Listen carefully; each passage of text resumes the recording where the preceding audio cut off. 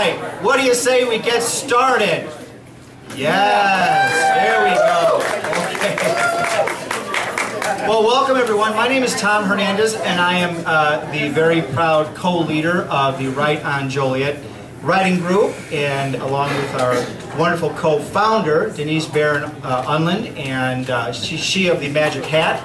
And so we are very glad to have you all here tonight. This is a bigger group than normal, and there's a reason for that. It's because Denise and I, we sat down a few months ago and on a very snowy Saturday, and we laid out some goals for this group, which has been around for a long, long time. On Martin Luther King Day, we had a dream. That's right. So actually it was a Monday. It was a Monday. And one of our goals for this year, part of our dream for this year, was to do more, do as much as we possibly could to celebrate literacy and writing, and that meant kind of expanding a little bit, expanding our outreach. And so we decided we were going to be a little ecumenical.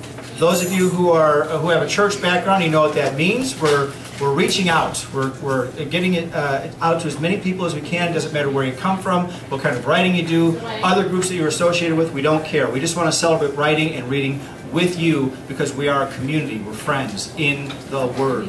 Small W, the Word.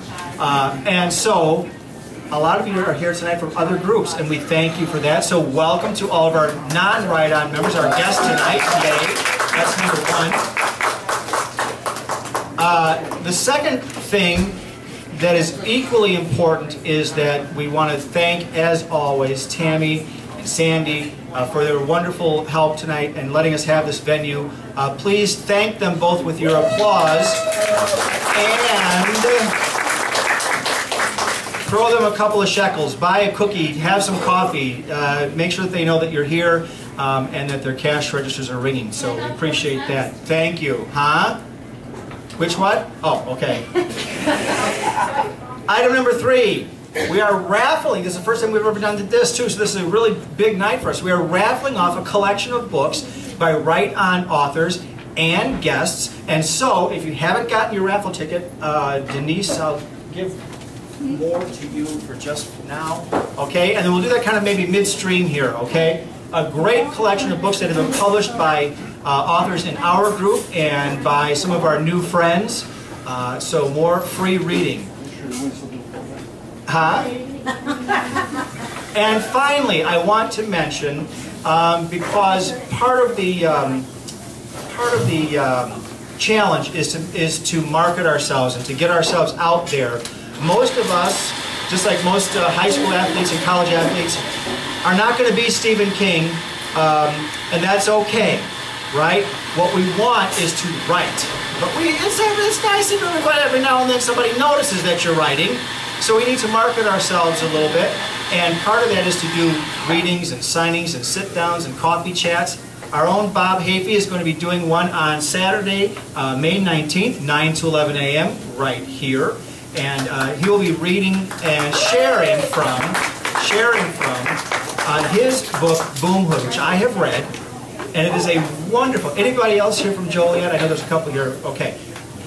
Wonderful memoir about growing up in Joliet. I'm telling you, you're going to read it and you're going to go, oh man, I know what he's talking about. That's over at this old steel plant, and oh, it's over there. From a day when kids could actually walk around and just leave when the sun came up and come home when the sun came down, and nobody cared because nothing was going to happen anyway. As long as you were home before the lights turned off, the street lights, you were okay, right? So, great book, great stories. If you can join Bob Saturday morning, May 19th, here from 9 to 11. Good? All right. Okay. So, with that, here's how we do things. We are going to, I've put together kind of a program, an order of readers, and I tried to do my best to kind of mix it up a little bit, both in terms of genre, length of pieces, that kind of thing. All right, so I had originally asked Sharon to go first, but she's waiting for a friend. Waiting on a friend. I was just listening to the Stones, right? It's good. So I'm going to jump in for you. Okay? All right. And I'll read one of my 2 pieces first, and then we'll get the ball rolling that way. Okay? So my name is Tom Hernandez. Hi, Tom. Hi, Tom. You guys would not do well in AA, I'll tell you what. I am from Joliet. I'm a Far East Side boy. Grew up on Benton Street and now live in Plainfield. In a different life, I'm the Director of Community Relations for the Plainfield School District. I'm a writer, a communications professional, I'm a public speaker, a performer. I just learned recently I'm a raconteur, which I like because it's French. That's kind of cool. And I'm a new grandpa, which is the best thing ever. So yay for me. I published 3 books, Chocolate Cows and Purple Cheese and Other Stories from the Home Front. That's a collection of essays about my young adulthood, a collection of poetry, and my newest book is called The Edge of Middle, Essays and Poetry and Fiction about the trip to and through into middle age. So, that's what I am. Tonight, I'm going to read a poem. I'm going to start with a poem called Holocaust. I'm a big history buff, huge history buff, and I particularly like the Civil War and I like World War II as historical subjects. My youngest daughter also likes World War II and is fascinated by many of the things that I am. And so she, very thoughtful kid, she bought us tickets to go to the Holocaust Museum in January for my birthday. And one of the things that struck me when I was there, which I guess I always kind of knew but I didn't really know, hadn't connected the dots, is how many things had to happen, had to be allowed to happen by other countries, including the United States of America, for World War II and the Holocaust to happen. Historically speaking, it could have stopped, it could have been prevented about 18 times before all the things that we now think of as World War II. And that made me very, very upset. And so I wrote this poem because I think in a lot of ways some of those same conditions still exist today. Am I angry? How can you even ask when I see walls painted black with hatred, brick upon brick, built to separate, cemented with ignorance, turned out by factories of arrogance, chimneys that once belched ashen souls, again spewing red death, choking everyone who would try to breathe free. I hear profiteers selling prosperity at all cost, except for theirs, of course, preaching false fantasies of glittering gold, willing to ransom their souls for much less than 30 pieces of silver. I gave everyone a spark of the divine, a sliver of the holy soul, yet you willingly, gladly bind yourselves to the anchor of rotting flesh, happily trading eternity for a second of passing pleasure. You choose to allow this to be.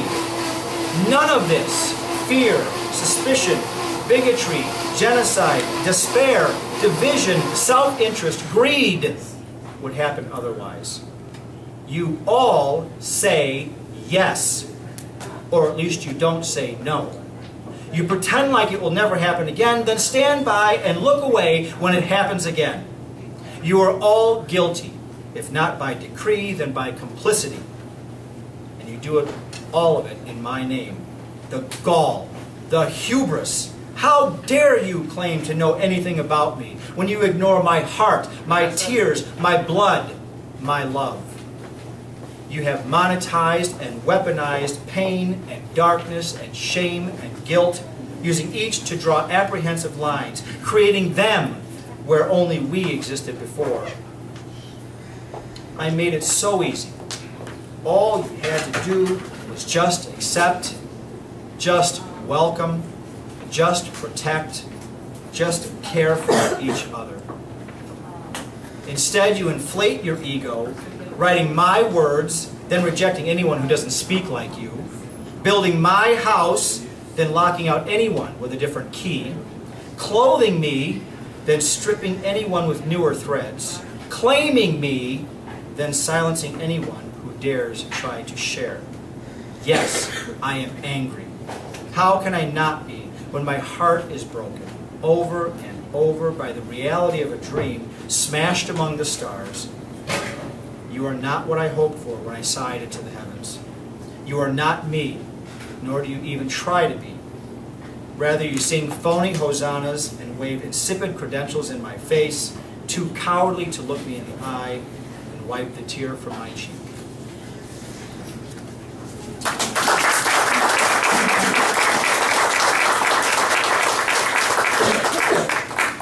heavy, big-ass poem to start with.